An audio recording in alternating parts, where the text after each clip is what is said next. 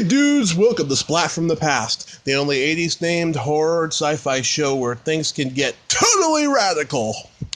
Now I am really excited for today's episode because I'm going to be interviewing Kenneth J. Hall, Ken Hall in simpler terms.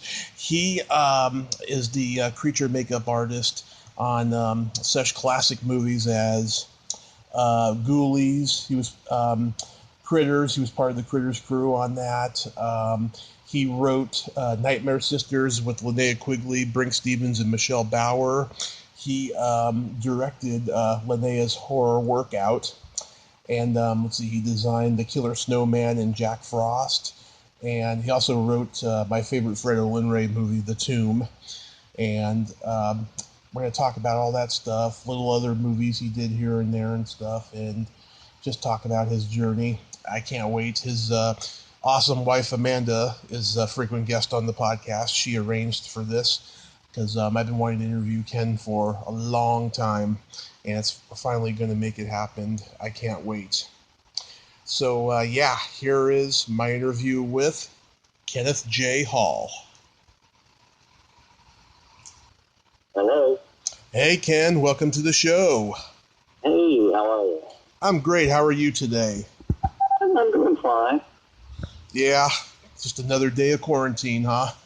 Yeah. You know, I was hospitalized several weeks ago and came out for all this stuff. Yeah, but here you are, and glad Amanda could set this up for us. It's such a great honor. Thank you for taking the time today. You're welcome. No problem. It's not like I have a lot of other stuff going on right now. Yeah. So, going back in time, I was reading that your mother used to take you to the movies and that you saw pretty much everything. But was it the horror and sci-fi movies that influenced you the most at an early age? Oh, yeah. And back when, we're talking the 60s here, horror movies were not about, bloodshed and body count. I mean, obviously there was million in it, but it was not about the door. It was not about how many teenagers you could fill a garden tour. I grew up on, the Vincent Price Poe films that Roger Corman did. I grew up on the Hammer films. Right. I saw a lot of the kaiju, and all this was theatrical. I was very fortunate to be in a city that was a regional sub-distribution hub, not only for the major studios, but there was a local company that handled the independent stuff from American International on down. Everything played theatrically, and this was where all the prints were stored. Right. So years later, sometimes over a decade, they would pull out a print that was, like an archival print, and it wasn't a sheet-up drive-in print, and shows something 10 or more years old to fill out a double or a triple bill. So, even friends of mine who grew up here in L.A. said, I never saw that on a big screen. We saw it years later on television. So, I didn't realize until, I was an adult living out here in L.A., the reason why I got to see so much stuff first run, or sometimes years later, but Yeah, I think like the closest there was to bloodshed horror in the 60s was Herschel Gordon Lewis. Yeah, and as I recall, that stuff, I lived near an independent theater that had a sister theater on the other side of town, and they had a triple Elvis bill playing one weekend on the south side of town. I just had to wait till the next weekend, and that program would be playing at my neighborhood theater. But with very, very few exceptions that I remember, the Herschel Gordon Lewis movies did not play in even these independent theaters. They probably played at drive-in. I was, frankly, wasn't that interested in them. I mean, Hammer had a little bloodshed too, Yeah. and they were the first to do it in color, but now you look at, even the more grisly Hammer films, and they come across as like a masterpiece theater with a little mayhem in it. Yeah. And then, of course, a little bit later, there was the Andy Warhol horror movies with, what's his name, Paul Morrissey. Yeah. Morrissey, yeah. Yeah, that was kind of, epic gore and well done gore. And unfortunately, I'm one of a handful of people that has a 3D TV, and the Holy Grail Mm-hmm. would have been to have a 3D Blu-ray of Flesh of Frankenstein, because not that it's the best movie ever made in 3D, but it's the best use of 3D I've ever seen. I've seen it about 4 times projected in 3D. I think the last time was at the midnight showing at the Egyptian, where Udo Kier, was present. And of course, he's always a hoot, Yeah. in person, and says, "You want to know what Andy Warhol had to do with his scene?" Yeah. Not seen. Because, Morrissey was one of Warhol's directors, and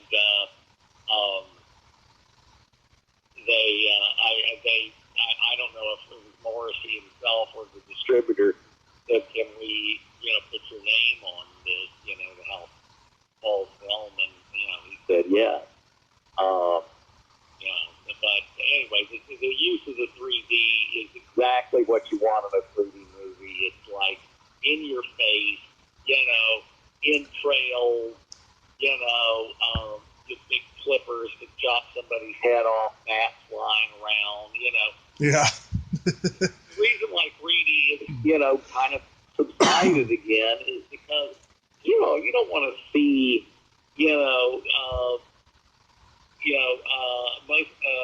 something that's not sensational. And, all these animated films geared for kids, I heard many times parents say, my kids don't want to wear the glasses. They don't care about the 3D. And, Yeah. So 3D was just, 3D is a gift. It's not intended for all movies, Yeah. Maybe one of these days, if they can figure out 3D without glasses, maybe, it'll be more legit. But honestly, you want to see, somebody throwing a pickaxe at the camera, like the remake of My Bloody Valentine, which actually is also a really good use of 3D. And thankfully, they did put that out. Yeah. I get a headache after I take those off after 90 minutes. Yeah, it really depends. I mean, the newer systems are definitely better than the older ones, but still, it's basically a system that tricks your brain into thinking it's seeing 3 dimensions, where it's just basically, showing you one image in one eye that's slightly different from the other image that gives you the perception of depth. But the difference is, in real life, you're not, you're looking at something, and then you may look over at something else further away or closer, and your eyes have time to adjust. In a movie, you're cutting from shot to shot. Mm-hmm. Therefore, your eyes are being forced to just slam from, say, like a close-up to a distant shot and back and forth, and that kind of is not, natural compared to the way, we normally see in 3 dimensions. Mm-hmm. Do you remember the first movie you saw where you were like, I want to make creatures? I don't know if there was any one movie per se, but when I was 10 years old in 1968, my brother and I discovered Famous Monsters of Filmland.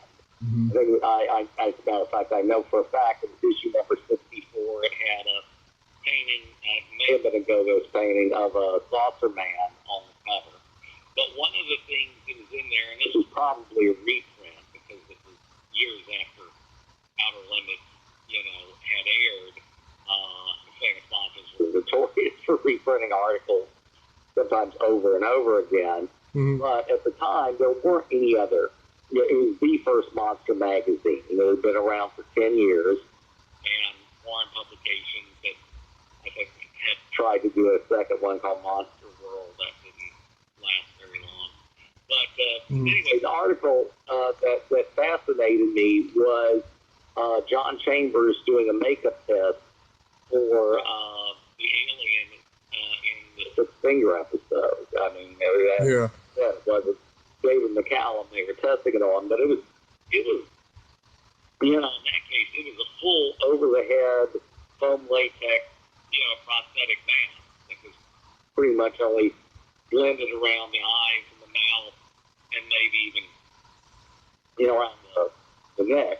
Mm-hmm. But I've never seen anything like that. I was just like, okay, people actually do this, and that was my first connection. I think there was also a thing about Don Post Studios doing this big King Kong figure for a wax museum. I think it was up by Niagara Falls or something. But anyway, they showed the process of it being molded and then, painted, furred, and all that stuff. I mean, of course, all these are black and white images.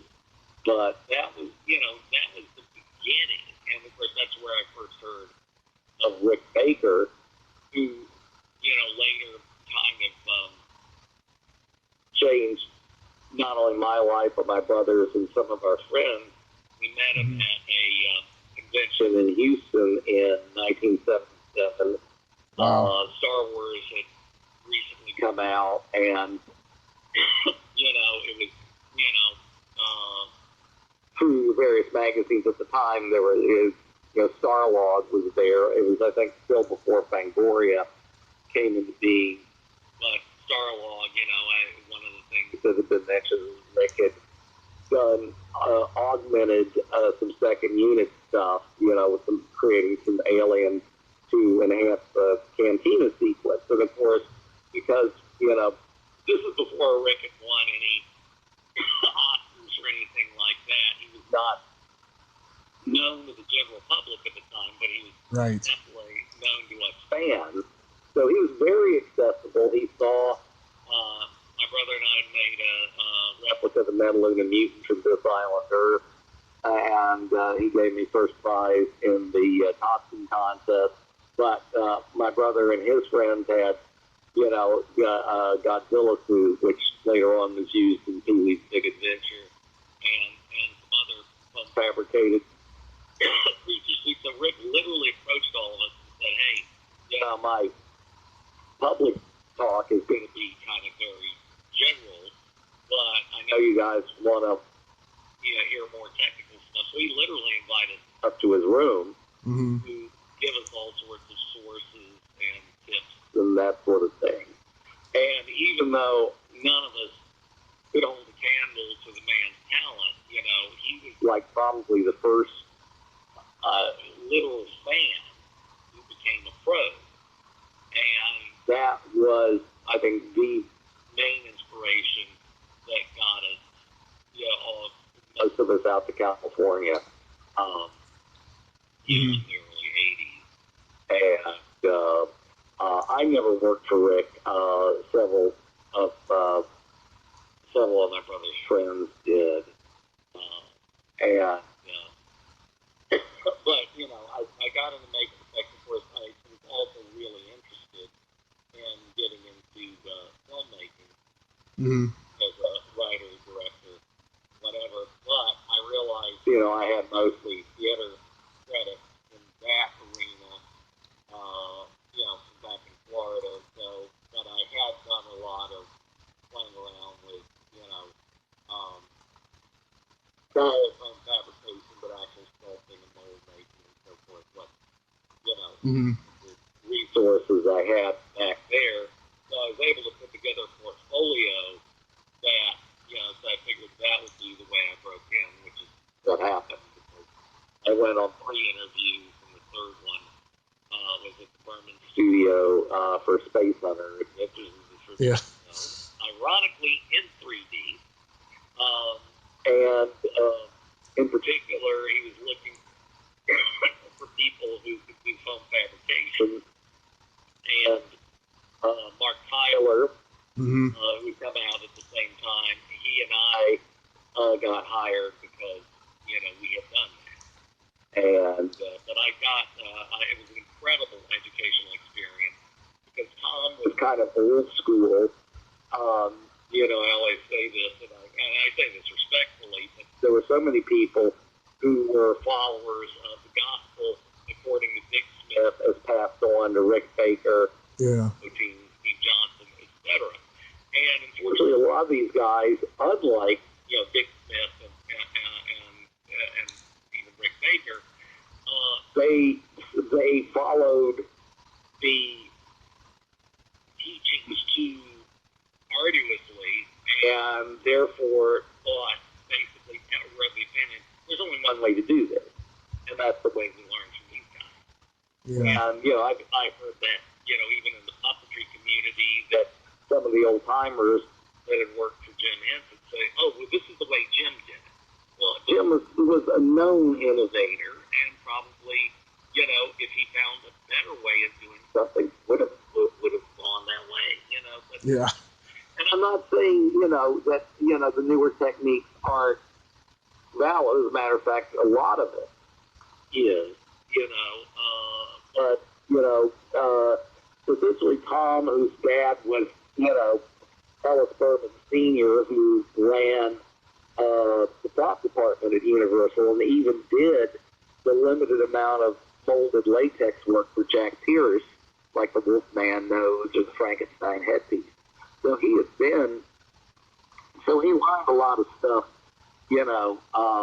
separately from what a lot of the new young Turks were learning in Hollywood. And some of the stuff I learned from him was absolutely amazing, and stuff, I've used even, in recent times, so it was great, and I got to work on pretty much every creature in Space Hunter, with the exception of the Michael Ironsign Overdog makeup. Tom pretty much did most of that himself, but I got to work on Mutant Children, of course, the Bat/Fat People, which were the ones I originally started on, the Water Dragon, which unfortunately was sculpted by me and designed as a sand dragon that came out of the sand, and it was going to be a hand puppet. And then when they changed it to a water thing, they basically molded more sections of it, and unfortunately it looked like a big tube with a mouth on the end of it. It was weight.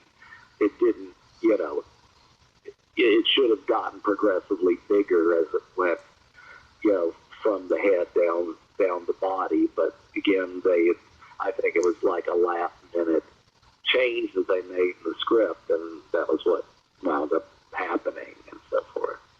But anyway, like I say, I learned a lot from that experience. Wow. And you worked with Charlie Band. You worked on Ghoulies, right?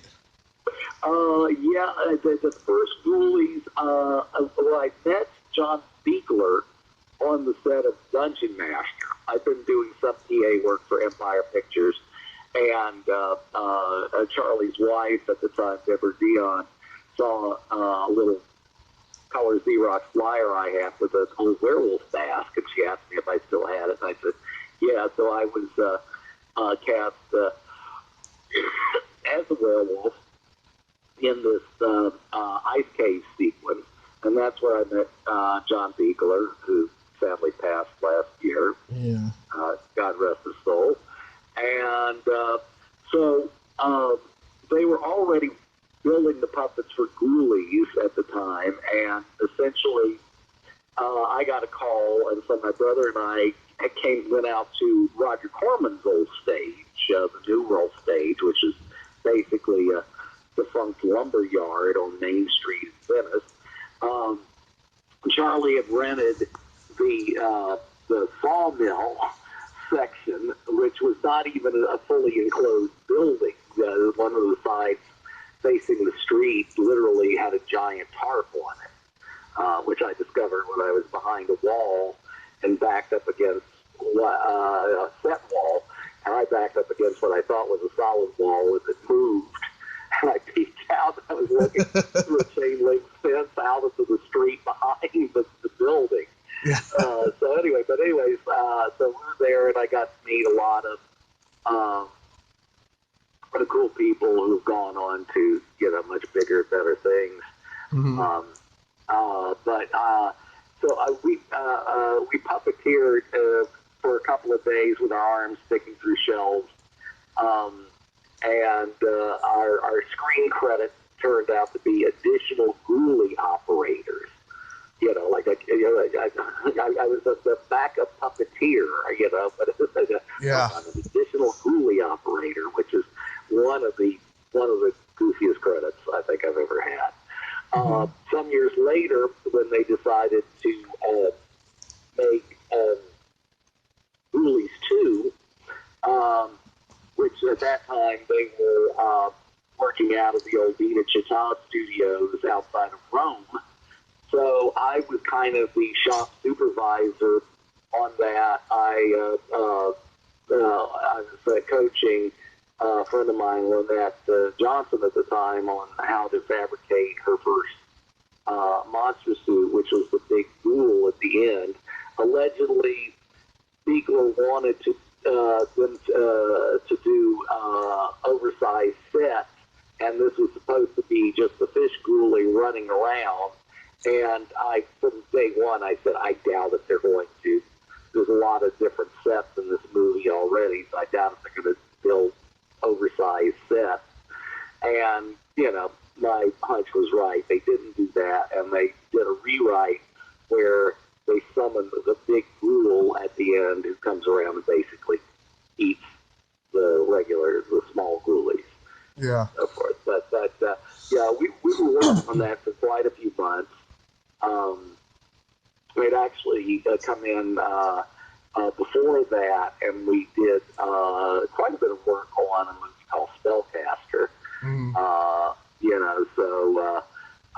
The various pieces for that, and then Ghoulies, and then they threw me, Mike Deek, Billy Butler, Tom Flouts, and John Criswell over to Rome for 2 months. They actually put us up in Seaside Hotel in Pomezia, which would have been wonderful, except it was October, November. It was gray and cold.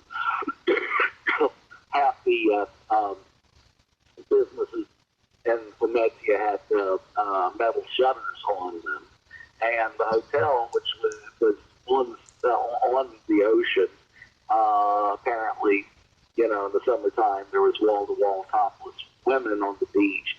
There wasn't a living soul out there. Yeah. You might, practically, expected to be tumbleweed. So it was not exactly, the ideal time of year to be there. But it was a great experience. The Italian crew were very good, very conscientious, and most of them spoke English, which kind of spoiled us because the times we ventured out, into Rome or wherever, there was, not a lot of English-speaking people that I ran into. But, it was quite an experience. I've never been back. Of course, that's all I said. But if I go again, I either want to be just a tourist or, I want to be directing a movie. Neither of which has happened so far. But anyway. Yeah. I'm supposed to interview Lisa Pelican pretty soon and talk about Ghoulies. But, oh yeah. Like I said, I was only on set for 2 days on that one, and I wasn't involved in the building of anything, so I didn't really get to meet any of the cast, including including, of course, a very young Mariska Hargitay, Yeah. who, was in a red miniskirt and had kind of a valley girl accent at the time. Yeah. So yeah, that actually was kind of a big thing about her because, everyone said, oh my God, she was in the car as a little child when her mother was killed, Yeah, So, that's unfortunate. yeah, then of course later on, finally seeing, some of Mickey's work, the Hercules or Matisse or whatever he was, and of course the Crimson Executioner in the Bloody Pit of Horror, which is always loads of fun. Yeah, I did get to interview Carrie Remsen, who was in Ghoulies too, though. Oh yeah, I hadn't seen her in decades, and I ran into her at John's funeral, and she was lovely. I mean, we would hang out. One time, I remember, she and Phil Fondacaro and I went into Rome, Mm-hmm. and that was interesting because, of course, Phil being a little person, and he played it up. He had a fedora, he had sunglasses, Yeah. kind of looked like a mini mobster and so forth. And here I am with a cute blonde and myself, walking through the streets of Rome. We got a lot of stairs. Yeah, I can imagine. Did Charlie ask you to play a Wolfman in the Dungeon Master? It was actually his wife, Deborah Dion. Sorry, took me a moment there. No, she was the one who saw me and she suggested it.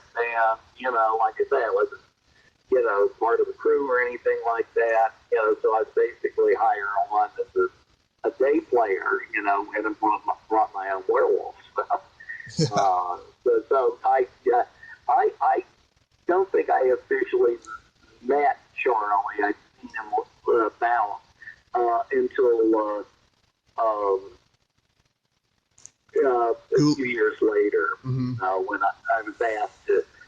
I'd been hired by Dave Dakota to write what was called I Was a Teenage Sex Mutant at the time. Yeah. Later on became Dr. Alien. Although I've heard rumors that it's played on late night television under Teenage Sex Mutant. I do not know if that's true or not. It was the working title. But ironically, it was Deborah Dion again who read the script, absolutely would ape shit on it. And I think the true reason for that was the fact that she didn't like horror science fiction. Did not like it at all. And I wrote Teenage Sex Mutant as a comedy. Yeah, it had, aliens in it and stuff like that, but it was, clearly start to finish a comedy. And she thought it was great. And so she started suggesting me for other things. One of them was trying to fix what was called at the time Assault and Killer Bimbo. Now, this is not the movie that Dakota produced and Anita Rosenberg directed, the Elizabeth Case.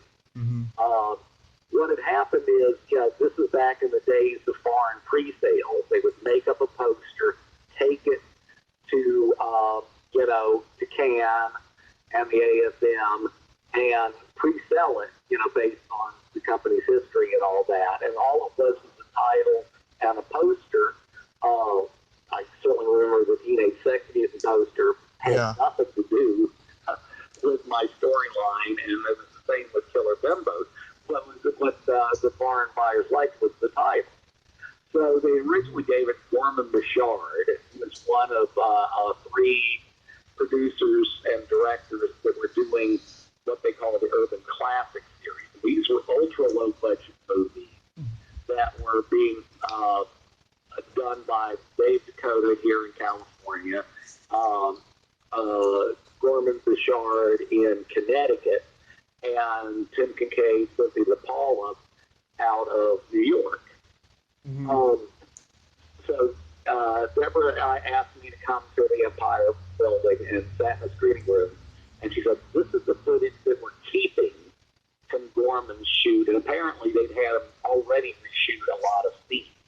Mm-hmm. And let's just say the stuff was so bad, I turned to Deborah, I said, "Are you sure this is the right reel? This is what you want to keep?"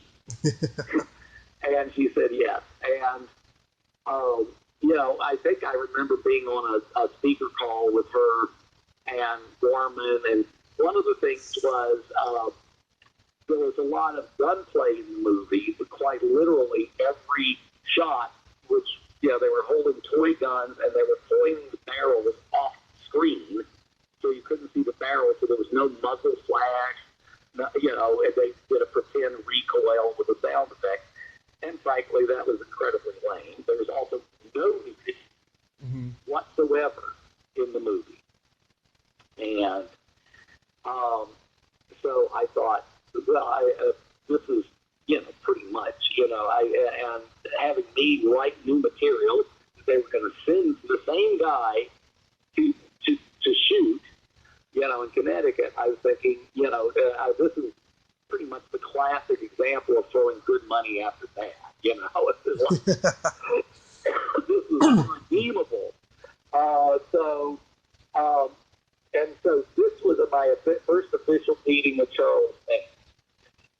The door swings open. He flies into the conference room and he says, "Hey, I heard your TV Tech News. Great, I haven't read it yet. So what have you got for we're going to call this new movie Hack Them High, because we've taken the time to Kill a Dumbo's title away." Yeah. And later on I found it was given to Dakota.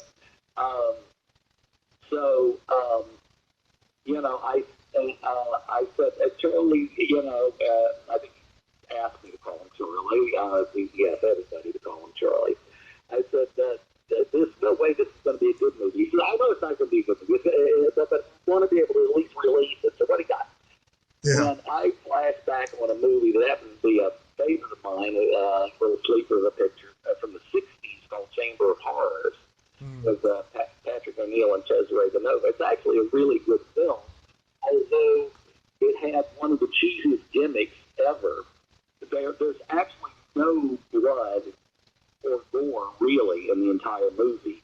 But they decided that they needed a gimmick, so they came up with the fear flash and the horror one, where they do a freeze frame before what's supposed to be a really terrifying, gruesome scene coming up, and the screen freezes, and there's a red light flashing, and there's this weird siren sound and all that that's supposed to cause you to look away. And of course, the reality is that you keep on watching, there's nothing really to see. So I came up, this was literally on the spot, something called the Gore Gong and the Hooter Honk. And so, because there was no gore in the movie, nor was there any nudity. But I think let's warn them about something that's not really there. Charlie got so excited. He said, that's great, that's perfect. Okay, great. I got to go. You can practically hear the door flapping in and out. I think the whole meeting may have lasted 2 or 3 minutes. Mm-hmm. So. Wow. Anyway. So how did you get mixed up in the Fred Olin Ray camp? Let's see. Okay, I was, I don't think, he may have been my roommate at the time, because he was at a certain point, but maybe not at this time. Maybe we just met over at my apartment, and it was because Bart Mixon had moved out to California. His twin brother, Bart, was still in Texas and had done some local films there, and I guess had been hired for a movie called Scouts to do long-distance makeup effects. Yeah. So apparently he just made stuff and put it in a box and shipped it out here to Fred, who had moved here, I guess, a few years before from Florida.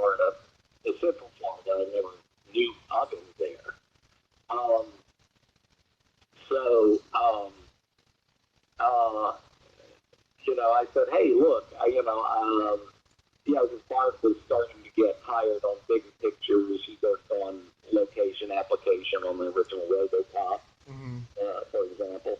So anyway, I thought, okay, well, Brett and I talked, and I said, look, I could do some makeup effects for him, and you could do some optical effects, because that's what he was doing. So we had him over, and Fred showed up with the late Donald T. Jackson. Oh, yeah. And they were talking, and but he was throwing, money amounts around, like titles, things like that. Fred and I were looking at them like, Jesus Christ, he's like, super low budget here. It's like, barely be able to afford materials. But from there, I wound up building the Biomonster suit for Biohazard. Yeah. That was, I had to tailor it. We couldn't do a body cast for the amount of money I was getting paid on his 6-year-old son, Chris Ray, of course is now a director in his own right. But because Fred couldn't afford to hire a little person, so I literally tailored the suit. I did sculpt and mold the head, but the rest of it was literally foam fabricated in the living room of my apartment. And I remember going to set the first night they were using the suit. And I think Chris, was on a Kool-Aid and Oreo high. They weren't going to get to him until later. And then there was a scene shot in the basement, which was a very small basement because most houses in California don't even have basements. Yeah. And he was supposed to jump on some guy, and I guess one of the PAs or something like that had literally basically thrown this kid across this basement. And I think it was a rehearsal because I remember distinctly Chris didn't have the mask on. And we saw him going the wrong way, and 2 or 3 people reached out, including myself. I think I grabbed one of his arms, and the kid's head was like about 4 to 6 inches off a concrete floor. And his eyes were bugging out of his head. And I said, okay, that's it. What? You make $1 million with this, but I'm going to leave my monster suit with you, and you guys have a blast. Yeah. The Tomb is one of my favorite Fred movies, and yours as well. Where did that idea come from? Okay, I'll tell you. Fred, and this is a bit of a story here, but go ahead. It had on Biohazard had a close call with actually selling that title because there was a major studio, I can't remember which one it was. Transworld. It had a movie called Biohazard, and he was hoping to say, because he wasn't a member of the Producers Guild or one of the, I think it's the MPAA registration service or anything like that, which basically prevents movies coming out with the same title. But since Fred wasn't part of that, he wasn't subject to their rules. So, he thought, well, listen, they're maybe give me some money to change my title, which he was fine with. He was more interested in the money. And ultimately it didn't happen. I think their movie came out as Warning Sign. But he had a friend, who I will not name, who was working over at the New World Pictures, post-Corman. And they had bought a movie, or bought a novel. I don't know who it was by, but it was called The Tomb. So he got Fred got this inside intel. They said, well, if it's a famous novel, they're not going to change their name. So Fred rushed to, wanted to do a one-day shoot, and with come up with something called the Tomb and claim it was based on the Lovecraft story, the Tomb. So, he thought, okay, this will cinch it. So he told me about this over the phone, and I said, who's going to write it? And of course, one of the classic Fred Ray quotes, he goes, screenplays are funny things, you can pay lots and lots of money for them, or if you write them yourself, they're free. That's an honest-to-God quote. Oh, man. May have a word or two off, but that's basically the gist of it. And I said, well, Fred, I've written some spec scripts and so forth. Let him come over. And so I thought I was going to leave a script with him for him to read and get back to me. He took it in his hand, and I'm not kidding you. He flipped through it. I mean, just, like that. I go, well, looks like a script. I guess you can write it.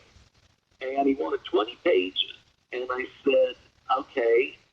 Apparently he got, Bob Tennell had gotten access to these this set from the Wrangler jeans, which was supposed to be a Raiders of the Lost Ark knockoff. So it was all rock walls. It didn't really look like an Egyptian suit, but Bob had arranged to have the set put up at some little tiny stage in the valley, and Bob was going to shoot there all day long. And so Fred said, I'll split the stage rental with you if I can shoot all night. So I came up with the opening of the film, where they discover the vampire in there, and of course it was originally an older actress, and so they only used the shot of her in the prosthetics, which were done by Robert Kurtzman, who was working for John Beekler at the time. But with the insert of Michelle's face, with the vampire fangs and so forth, was added later. And then Fred said, well, okay, we'll have 10 pages for the opening and 10 pages for the climax, which originally was going to take place in Egypt, back in the tomb. And I said, Fred, a 10-minute climax is going to, be as slow as molasses running up a wall. I said, you can't have it that long. I said, well, if you only want to make it 5 pages, you got to have 15 pages in the opening. So somehow I made it work. I was, again, on set for that. And it was cringeworthy, to say the least. There was not going to be a second take unless the camera fell over. But, I heard actors like butchering, my dialogue. And, Fred would go, fine with me, let's move on. Yeah. Okay. Any resemblance between this and what I wrote. Yeah. So anyway, so that happened, and apparently, I think the New World Tomb project just never happened. Mm-hmm. So again, Fred sits out to, coerce another studio into paying him money to change his title. Didn't fly. But, and I'm not sure how this happened, but Fred, I have no idea how many months later, Fred called me up and said, hey, looks like we're going to do the Tomb over at, Transworld. Which one? Transworld Entertainment. Transworld, thank you. Yeah. It's been a while. Yeah. So, anyway, so I wrote the script. I mean, I did put some humor in it. I did not put, a character that was constantly pulling cold beers out of his crotch. Yeah. That was Dave O'Hara's idea, and, like to say, oh, I'm a master of improv. Frankly, I don't think he could remember a line of dialogue if his life depended on it. So there was a lot of stuff. But anyway, like the original vampire. So the whole climax has been shot, was thrown out. They did use the opening sequence, but added that shot of Michelle, who they cast. Mm-hmm. And it was, I think the first day of shooting, it was the old movie tech on Seward in Hollywood. It was this little tiny insert stage. They were building sets, Mm-hmm. one next to another, and then they'd stay all night knocking one down or redressing it to look like another room or something. But I remember, I had written, I'd known from Fred that he was going to hire John Carradine to play a professor who was, who I named after George Zucco's character from The Mummy's Hand. Of course, I couldn't remember his character's name from, I think it was The Mummy's Day. So I called Carrie Professor Hannah, and I thought, I'm going to have John Carradine. I think they literally hired him for half a day, not even for a full day. And this was shortly after Peggy Sue got married, which was, I think, his last legit film. Yeah. Apparently, because of his age, he was not insurable. Mm-hmm. Fred said he had some kid who was just out of high school managing Carradine. So I decided to write, I think it was 4 pages of exposition, Mm-hmm. back in the 13th dynasty, the Princess Euphrates, blah, blah, blah, so, and so forth. So, and we've sent his agent not one, but I believe 2 copies of the script. Mm-hmm. So we're at Movie Tech, and John walks in with a cane and a 3-piece gray wool suit and says, "Perhaps I should see a script." And we're going, you never saw the script? You never read the script? And so I got the sides and handed them to him. He flipped over them and goes, "These pages are black." And I knew exactly what he meant. He was, his line went down half a page, and then the other character, two characters, would go, "Really? What happened next?" And then he fought for the rest of the page. And so this is my first actual official writing job for the Empire stuff. Mm-hmm. And so I turned to one of the PAs and said, "Give me some poster board and a magic marker right now." And here I am as a screenwriter printing John's dialogue in big block letters. And it was touch and go, because it was a small room that was supposed to look like a study or something like that. There was a couple of stuffed animals and shit like that. So I was literally holding John's cue cards and leaning across the desk and kept asking the DP, "Am I in? Am I in? Say you're in. All right," and then back off and forth. Carradine, I think couldn't really see the card that well because of his eyesight. I couldn't get any closer, and I guess for whatever reason he didn't want to wear glasses on camera, even though he was playing with a professor. So it was really touch and go. We'd get a few lines in, and then we'd have to feed them to him. And, thank God for editing, because, they cut, the stuffed animal or one of the other actors, to cover the breaks in the scene. But we got through it. And I remember helping John, because there's cables on the ground and all that stuff, out of the, off the stage. I remember grabbing his coat sleeve, and I felt myself kind of grasping it at it a little bit, because I didn't even feel an arm in there. And what I eventually felt felt like the diameter of a broomstick. Yeah. And took him outside, and there was an old couch outside the stage, so we plunked down. I was in shirt sleeves, he was in a 3-piece wool suit, and I was starting to sweat. in the midday sun. And I said, Miss Carradine, would you like to go inside out of the sun? And goes, oh, I like the sun. I guess if he felt warm, I guess he knew he was still with us. But, he was, I realized, the whole short-term memory thing, which I'm starting to develop a little bit too. But, I mean, I would ask him about stuff like the howling and other stuff, and he would say, I don't recall. But then, back in 1937, Lyle Barrymore shot the shit out of little Freddie Bartholomew on the set of MGM. You remember stuff from, the 30s, but he didn't really remember anything that had happened in recent years. Wow. That's incredible. My favorite. I remember it was also at the movie tech stage. I was standing out on the sidewalk, and I think it was a silver Mazda.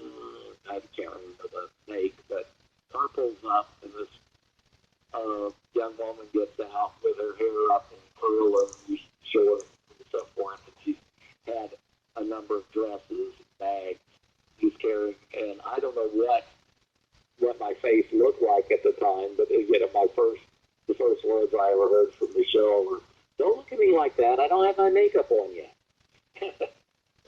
So anyway, but that was, and the weird thing was in that film, they dubbed her. They dubbed Michelle with another actress because they didn't think her performance was that great. But I think years later I met the woman who dubbed her, whose name I don't recall, but frankly I don't think there was any improvement.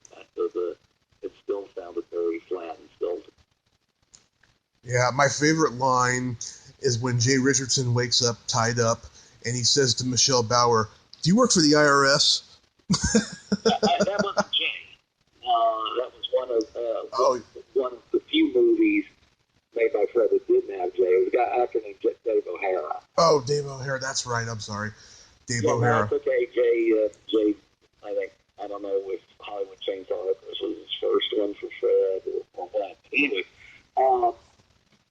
interesting thing is, and that I remember many, many years later seeing the Stephen Sommers Mummy, and there was bits about these scarab beetles burrowing into a person's body and crawling up underneath their skin, so you could see a lump in the skin. And then I heard Stephen Sommers say the only mummy film he ever saw was the Karloff original, which, except for a few seconds in the opening of the film, there's no walking mummy. So, and there's definitely a scene, which goes back to the mummy's hand with Professor Landa had, where the professor accidentally destroys the map to the mummy's tomb. In the case of the mummy's hand, it was dropping a vase. In the case of the Stephen Sommers film, it was accidentally setting the map on fire.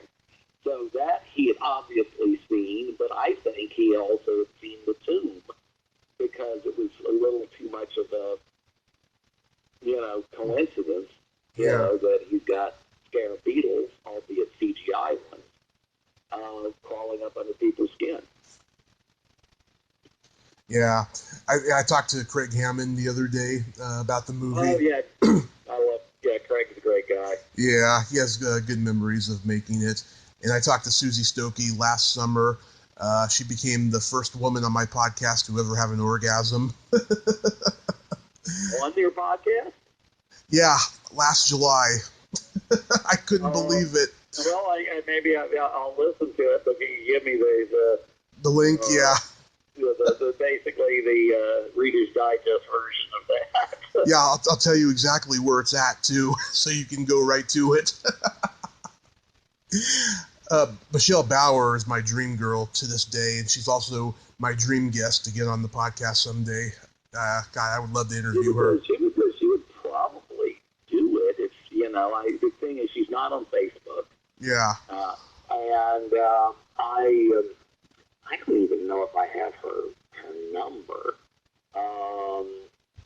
I mean, I know other people have it, and but she'll when she goes and does something like this, she says, "Oh, yeah, I get to come out and play," Yeah. because she lives. Yeah, I mean, she out of the three major screen queens I work with, she has pretty much a normal life. Her daughter graduated college a few years ago. I was over at her house just after she was born, and then I hadn't seen her in a long, long time. And, of course, when I hear, my daughter's graduated college, it's like, oh my God, I feel old. But yeah, and Michelle's married to the same guy she was with, McClellan. Yes. Don McClellan, because I don't know, I never met Mr. Bauer, but anyway, they're still married, and we still work together. He has a business up in, I think it's Simi Valley, I believe. Yeah. But anyway, they just lead a normal life, and like I say, she'll come out. The last acting thing I think she did, which I was also an actor in, was Billy Butler's Ginger Dead Man 2. Oh. Where, of course, I've walked on the set, and she was in front of the camera and wearing a terrible blonde wig. And I looked at her and go, what is wrong with her body? And of course, apparently, there was nothing wrong with her body. They padded her to look like she was playing a scream queen who had a botched boob job. So she said, oh, no, this is not me. This is not me. This is padding. I was like, oh, thank God for that. But anyway, she's a very, very sweet person, and just very real and down to earth. Yeah. I mean, if she's interested, she's always welcome to come on. I'd love to have her. Yeah, I got to figure out. I might have an email. Anyway, when we're done with the show, I'll try to. We can talk a little bit and figure out how I can put you in touch with her. Okay, great. Were you part of the Critter crew on Critters? Yeah, on the original Critters, yes. I was working for the Kyoto brothers on the actual Critters. I kind of designed the hair work on them. They had originally purchased this really large moose pelt, which was apparently an adult moose with a winter coat. We tried various things, but it was like we couldn't remove the hide from the hair because it would just be loose follicles. So, could only put the hair on the back and slightly onto the top of the head because the puppets were really small. I understand the brothers, after the first film, made them just slightly larger to make them a little bit easier to puppeteer. But I did a combination of the moose pelt with yak hair and even crepe wool and so forth. I also did most of the foam fabrication on the big critter, which was not in the original script. I actually remember Bob Shea coming over to our workshop with Steve Herrick, the director, was there, great guy, and said, we need something to go a little bigger at the end, and I got a critter that grows to a larger size.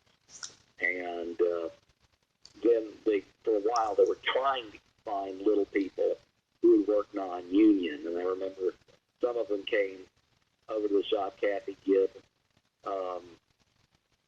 who was married to Joe Gibb, who was the Manitou, and I actually got to meet Angelo Rosito, who had just gotten back from doing Mad Max Beyond Thunderdome. And, of course, he was like old Hollywood. He had a big cigar. It was like probably nearly the length of his arm. And he goes, oh, yeah, I just got back from Australia. They were very good to me, very good to me over there. But, I was the one that said, we're not sticking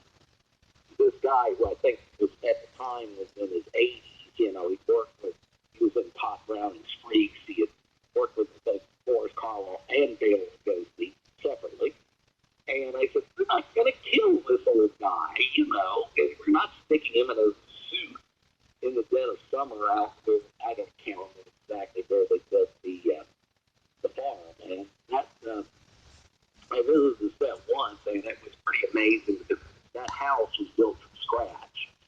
The only thing that's missing was a few back walls for easy access and stuff like that. But that was and then when they blow it up on the screen, they're actually blowing up the not only the exterior of the house but the interior as well. Nice. Yeah, it's a great movie. They just did like it was like a TV movie reboot last summer. Dee Wallace came back on the show to tell me about it. I didn't see it though. No, I didn't either. Did they stick with the original designs, or I guess you don't know. Yeah, I'm not sure. Yeah, no, they do a lot of stuff I haven't checked out. But, I mean, I think the original film, is really, really good. And actually, quite a few of the sequels, if I recall, were a lot of fun as well. Mick Garris did the second one. He did a good job with the second one. Oh, Mick Garris, yeah. Yeah. Oh, yeah. No, I know it. His wife was actually in Linnea Quigley's hard workout. Oh, really? Here's the thing, and it's so funny. I met the Garrises through Linnea. Yeah. I'm trying to remember how she knew Cynthia, because Cynthia, I don't think was at the time, but was an aerobics instructor. Mm-hmm. I think it was aerobic. So we asked her to be the choreographer of the exercise routine in the film. And so that's what she did. We shot it on a 2-day weekend, and we had a makeup artist show up terribly late to do the zombies. I literally did some of the simpler, paint and powder zombie makeups. Here I am, I'm directing this thing. We're hours behind schedule, and I'm using grease paint, because one of the kids was playing a zombie brought a stage kit. So I said, we have no prosthetics, we have no blood. I said, if this is, if my makeup guy doesn't show up, and this is before cell phones or anything like that, we literally, I think, finally had somebody drive to the guy's apartment and bang the door until he woke up. Mm-hmm. He literally overslept. So anyway, we got up there late. And then the Burbank, I think it was the Burbank Fire Department showed up. This was in Dahunga on the hillside. We had permission to use the road, but not the property. We built the whole graveyard set up there. And originally, there was a foundation of what was supposedly an old asylum where we were going to do the exercise routine, but we had to shut down quickly. Thankfully, we, get the tape, so nothing was confiscated. But it was like, okay, and I'm madly shooting out the graveyard set, which we couldn't duplicate. And thinking, well, where do we do the exercise routine? And I said, wait a minute, we're shooting in Rachel Forney's house tomorrow, but who's to say there isn't a backyard with a pool, which it was Linnea's parents' house. We were using it as a base camp. So I said, they'll chase her back to the house, and we'll do the exercise scene by the pool. But we were literally, if you watch the scene, there's literally a huge shadow of the house because the sun was starting to set across the pool. And literally, we had to pull lights off the truck at the very end, because we were losing daylight. So it was one of the rare instances where we did night for day. And so the next day, we were shooting in what was supposed to be Linnea's house, which was this lady, Rachel Forney, Big Dakota, had rented for many things. It was a sorority house, a sorority bathing, a slime ball bolorama, and a bunch of other stuff. I think he used a murder weapon as well. But anyway, so we were shooting in there. We had audio problems, which put us hours behind. And we noticed that the slumber party girls had a call time, and one of them was missing. And it's like, okay, well, we're behind. We don't need them yet. So we'll keep, again, no cell phone, the late 80s. And, we did reach her roommate, and she said, no, she left hours ago. Apparently what had happened, we'd given out a location package, and it was for both days. And this girl who was a drama student from out of town, she's at the American Academy of Dramatic Arts, and she read the wrong map, got lost, and apparently ran out of gas. And we discovered this hours later. And we'd already shot, because the bathroom was more modern, we'd shot Linnea's shower scene at the opening in her parents' bathroom, and then they said, okay, this bathroom looks better than Rachel's. Let's throw this dummy head with a blonde wig on it into the toilet for the decapitation scene. So we'd already established that, it was a blonde. So hours went by. We were getting close to meeting all the slumber party girls. I was trying to figure out, because I got to reassign and cut them down to 3 instead of 4. And Cynthia came to me. She said, Ken, I'll do it, but and she gave her age. I'm not going to say what it was. Yeah. But I said, looked at her and said, see what they got for you in wardrobe. Another thing I should have mentioned, was the first day when we were out by the pool, we're shooting, and Linnea started falling out of sync with the zombies. And Cynthia was on the camera side of the pool, kind of leading everybody, and the zombies were doing a fine job staying in sync. But after a few beats, Linnea would go out of sync. So I took her aside and said, what's going on? She said, because I had always assumed she was a great dancer, and she's a great dancer.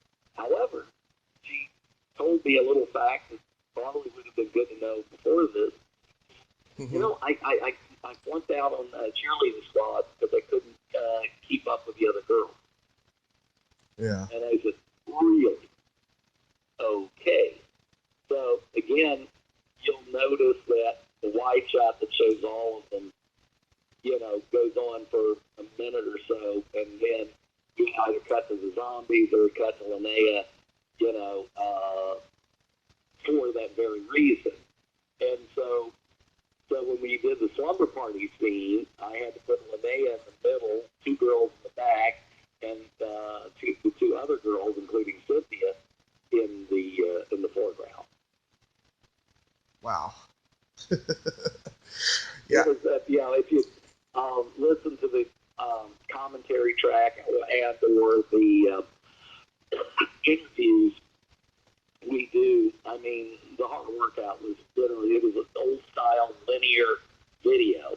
Yeah. On Betacam, which we knew you couldn't do a feature at that time on video, but I said we're spoofing exercise video. It's only an hour long, so let's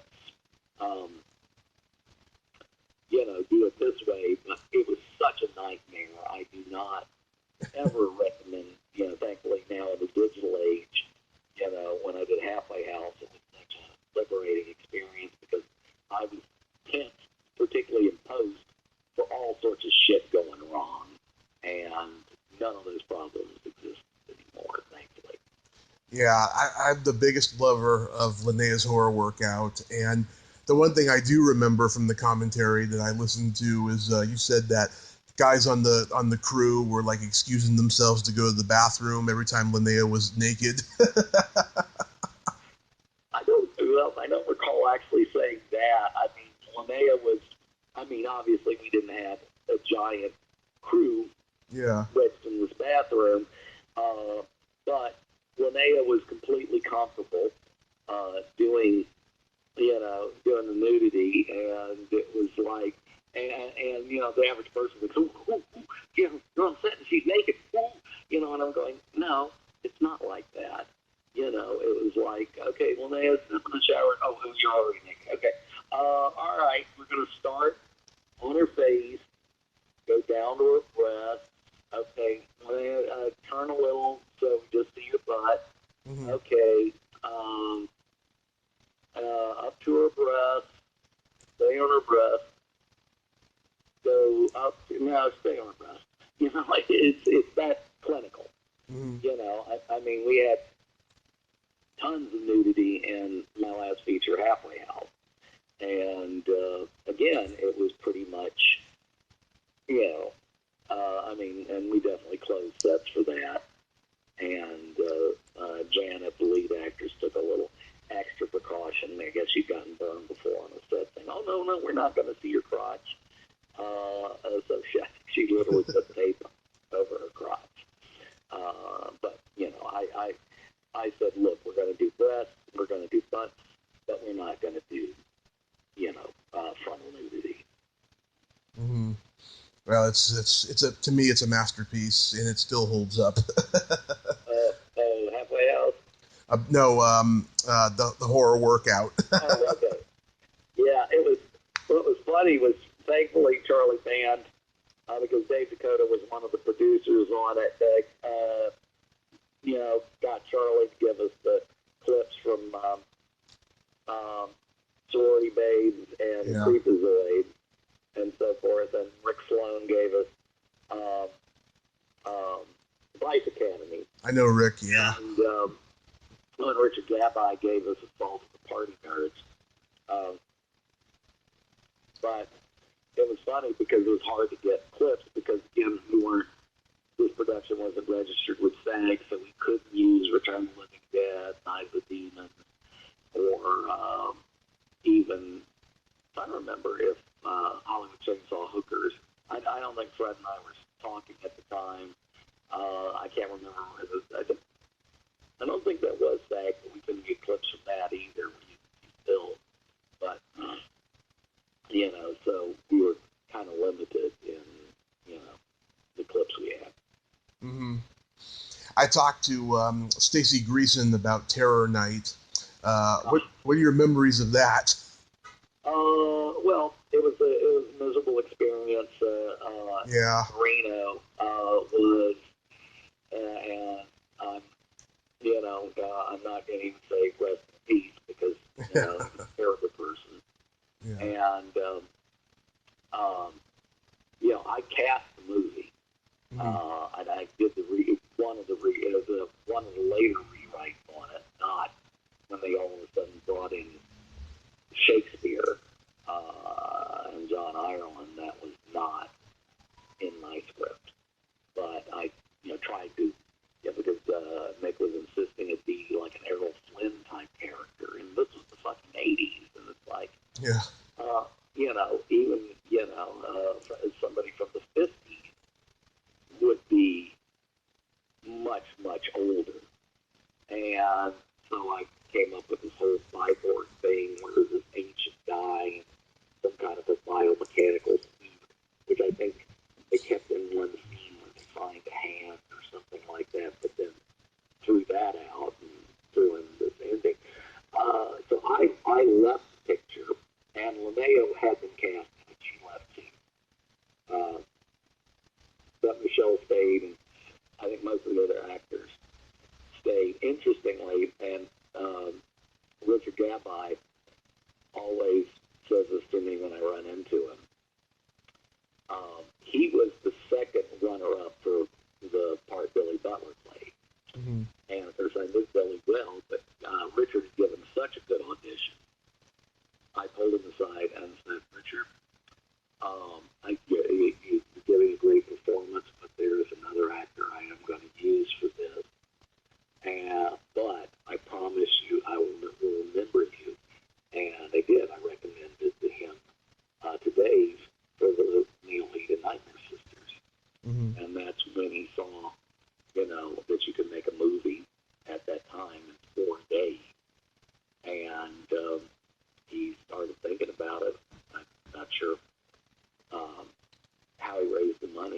started doing his own films, starting with Assault at the Party. Mm-hmm. And there was that. But anyway, the actual director of the majority of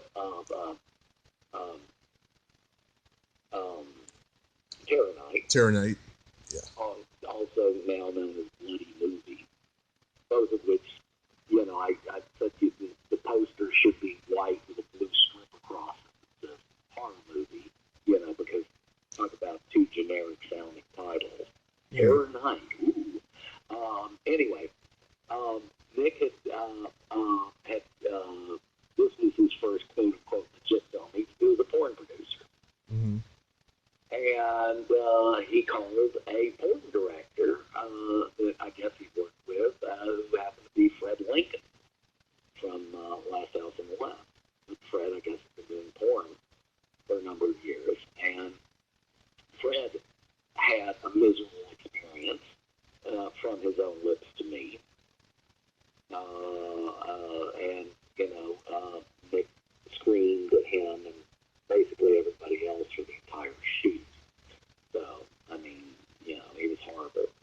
And so then later on, he had this revelation of throwing one more faded star cameo into it, and that was John Ireland, but turned it into a whole Shakespeare thing, which had nothing to do with the premise of a, adventure matinee idol that, had been set up. And they did use a fair amount of my script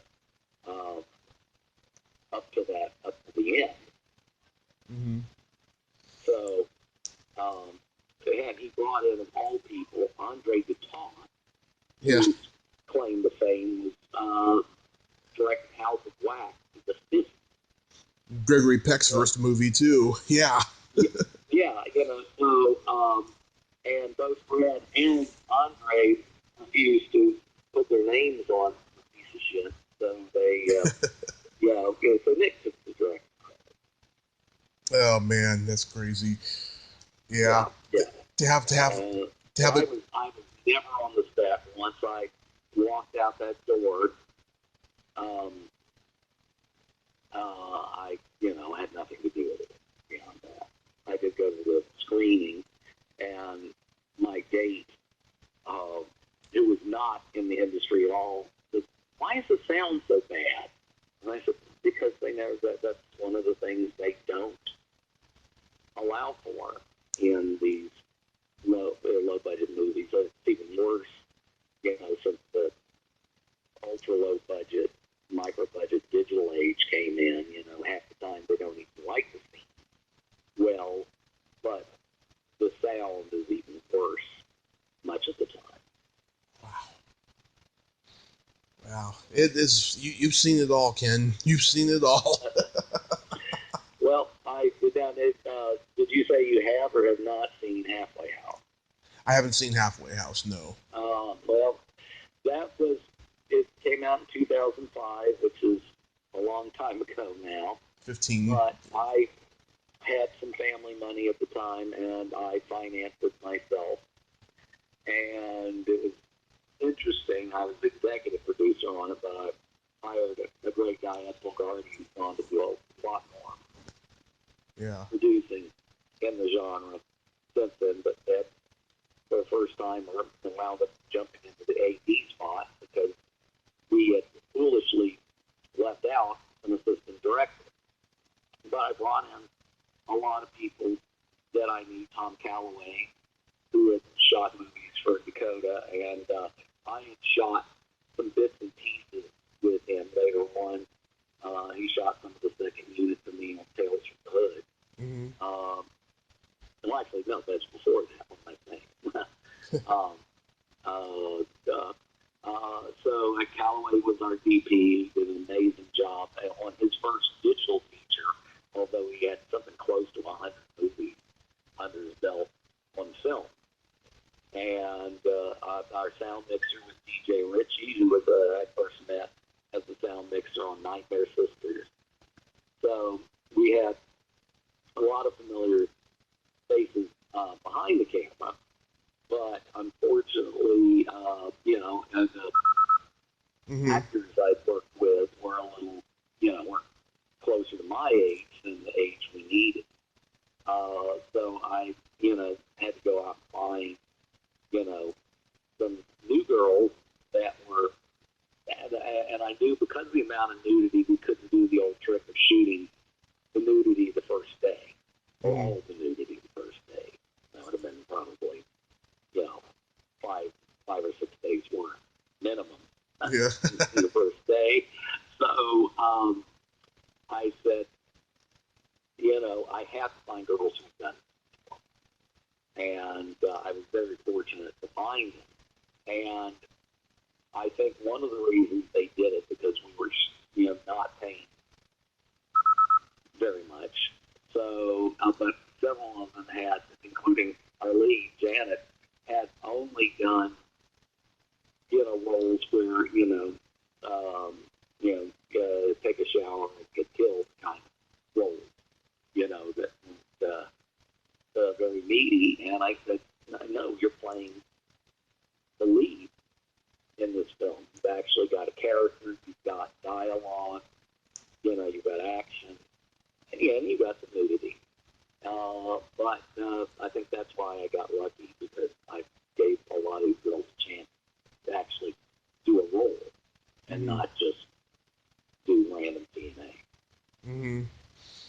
And, really quickly, you designed Jack Frost, right? Yeah, pretty much. I mean, it was more the technical aspects, because he's supposed to look like a snowman. Yeah. That part was pretty easy. The weird thing about that was the entire show originally was given to Screaming Mad George, who was a friend of mine. Yeah. And my good friend Mike Beek was the coordinator on that. And George had a Japanese foam fabricator, but apparently the guy was insulted by the idea of having to make a snowman. So basically, it was divided up where all the blood and gore and that sort of stuff was done by Screaming Mad George, under Mike's supervision, and we did all the snowmen. Then there were different body parts. There was a head with big icicle fangs. There was even a gag that was not used, where I think when you first get the antifreeze splashed on him, where his face starts to melt but goes organic. So it's this big, round, twisted, fleshy face that was never used. Yeah, it's a brilliant movie and a brilliant creation. I like that one a lot. So with all these jobs you've done for films, like, what's your favorite and most gratifying job to do?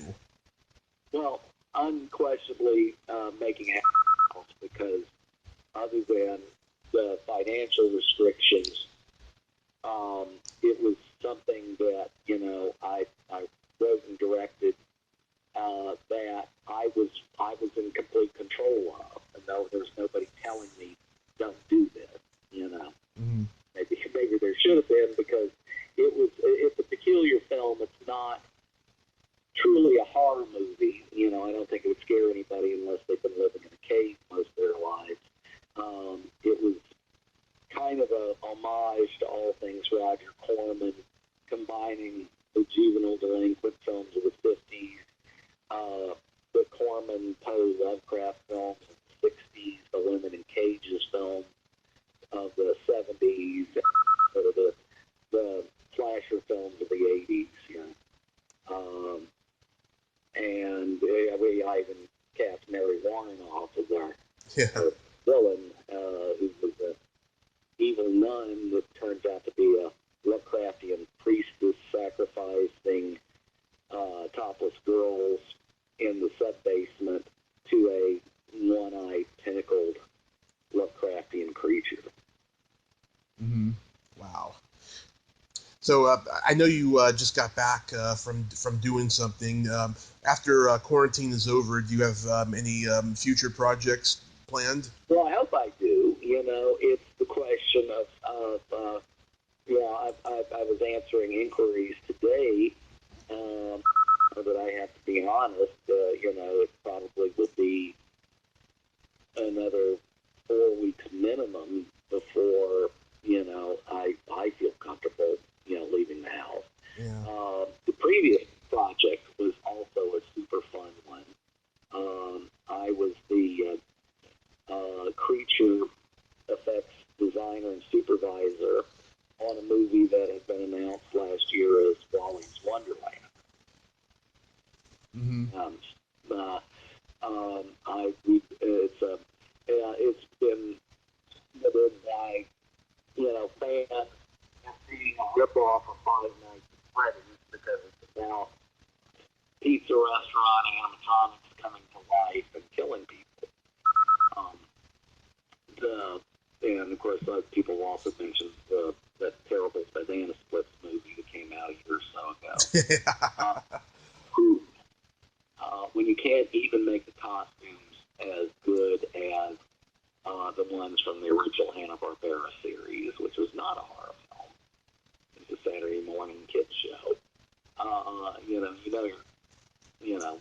Have done something terribly wrong. But anyway, my attitude about this is 2 studios, including, I think, currently Blumhouse, have the right to Five Nights at Freddy's, and there's been false starts announced and so forth, but to my knowledge,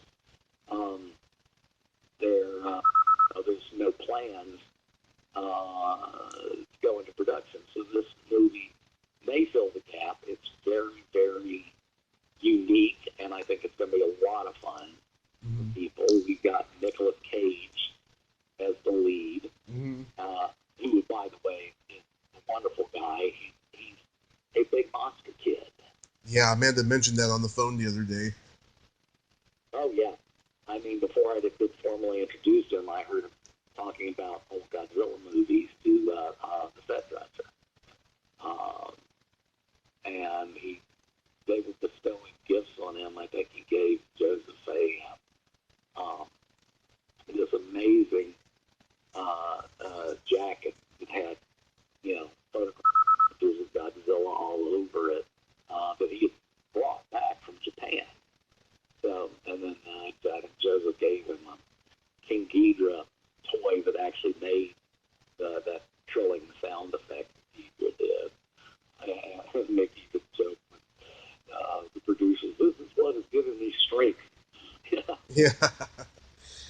Well, Ken, I'm looking forward to that project eventually coming out, and I hope you get more after all this insanity is over, and I'm glad you came on today.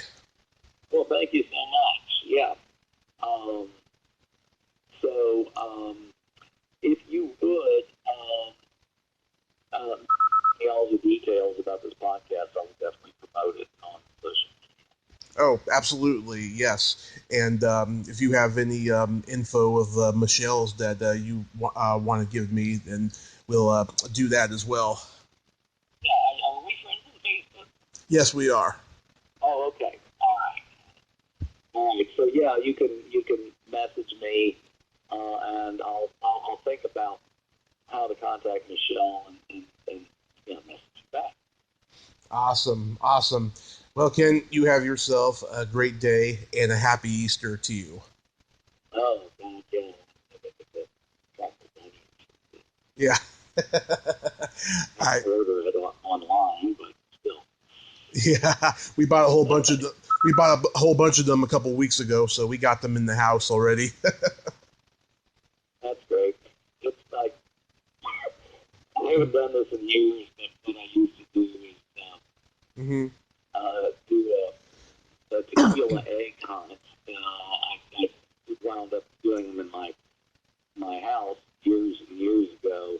Mm-hmm. And the interesting thing is, no matter how obvious they are, where you place them, the more you find, the harder it is to find. Yeah. Anymore because first you drink the tequila. Yeah. Absolutely. All right, Ken, you have a great day. All right, you too, man. Thanks. Okay. Bye-bye. Bye-bye. Well, Well, there you have it. Kenneth J. Hall. Ain't he a cool dude? Oh man, he had great stories there, and he's very passionate about film. What a great guy he is. Amanda is lucky. If you like this video, everyone, please subscribe to my YouTube channel, add me as a friend on Facebook, join my Tommy Kovac comedian page on Facebook, follow me on Twitter and Instagram, and all that fun stuff. Well, that's all the time we have this week on Splat from the Past. Until next time, this is Tommy Throwback Kovac saying, there's no shame in living in the past, because the present sucks. Later, dudes.